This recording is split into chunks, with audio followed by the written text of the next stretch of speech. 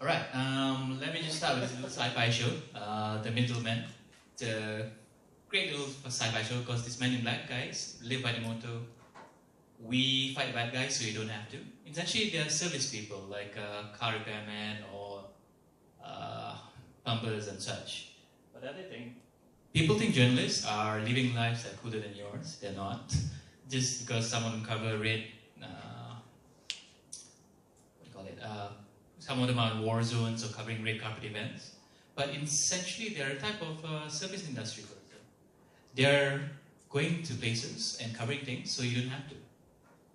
And in that sense, media organizations are amplifiers.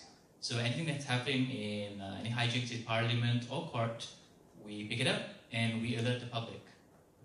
Kind of like a loudspeaker here.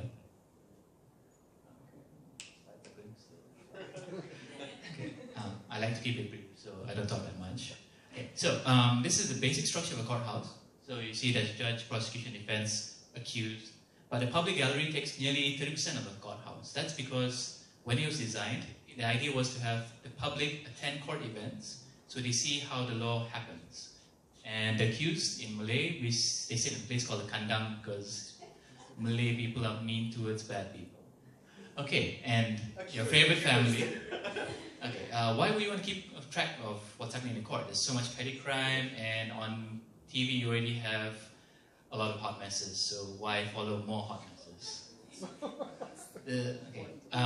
Because it's one of my favorite courts, Palace Justice in Precinct 3. You've got to go check it out if you have a chance. The reason why you need to see what's happening in the court is because law must not only be done, it must be seen to be done.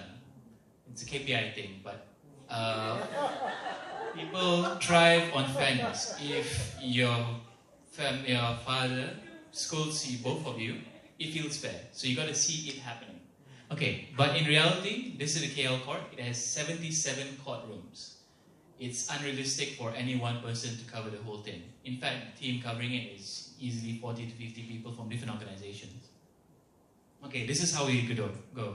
We go in front of the courtrooms and look at this. This is our 39B, drugs, akta colek, kidnapping, 377C, butt stuff. Yeah. Anyway, this is how we can detect what's going on in courts. The other thing is we have the penal code to refer to. It's kind of our bestiary about what's happening. So we always go for the fun stuff. 420 is cheating, 377, 380, that's theft inside building, my personal favorite. I love shop address. As you can see here, I have a unique combination of bad humor and zero empathy, so I come up with great headlines. Like this guy's, okay, he stole chocolate, he didn't get his dessert. This lady stole Panadol, she got a headache, shit like that. So the idea is to make it funny, memorable, and be like, oh, I don't want to be like that. I don't want someone writing mean shit about me. Okay, and inside court, people always come with the same excuses. It's called mitigation. They'd be like, oh, I have a sad, lonely parent. They have diabetes. I'm sick. I can't go to jail. And we play like excuses bingo. So yeah, and crime is very geographical, as you can see. Ampang is where you get the pervs. You get a lot of bakute and criminal violence in Klang.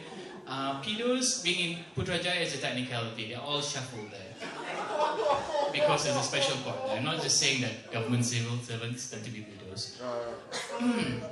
Anyway, this is what it looks like on a busy day. This is the day Anwar was convicted by the federal court.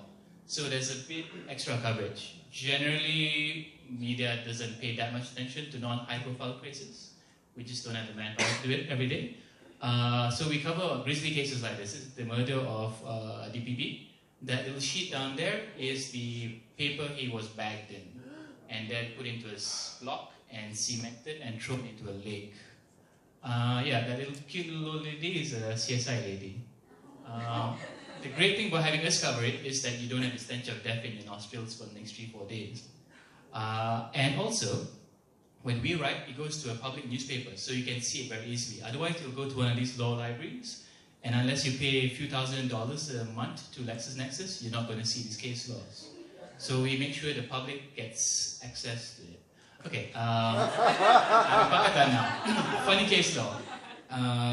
Couple politicians sued each other for calling the other one a katak lah, because katak is you jump from one political party to another. The court said, actually that's what the Malays call it, so it's fair to call your politicians katak if they jump.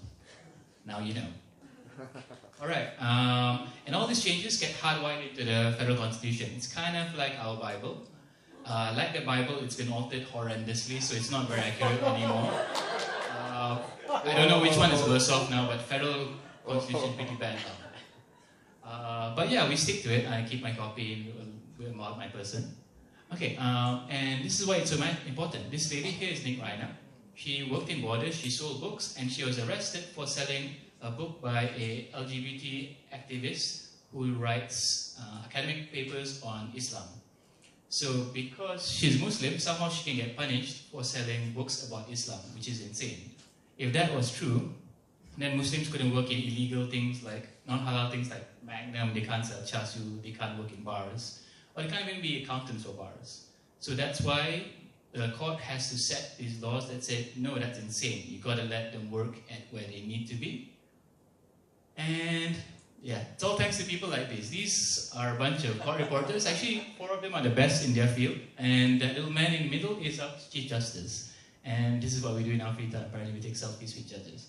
The former bar president is photobombing in the back. I have no idea why. And yeah, thank you for your time.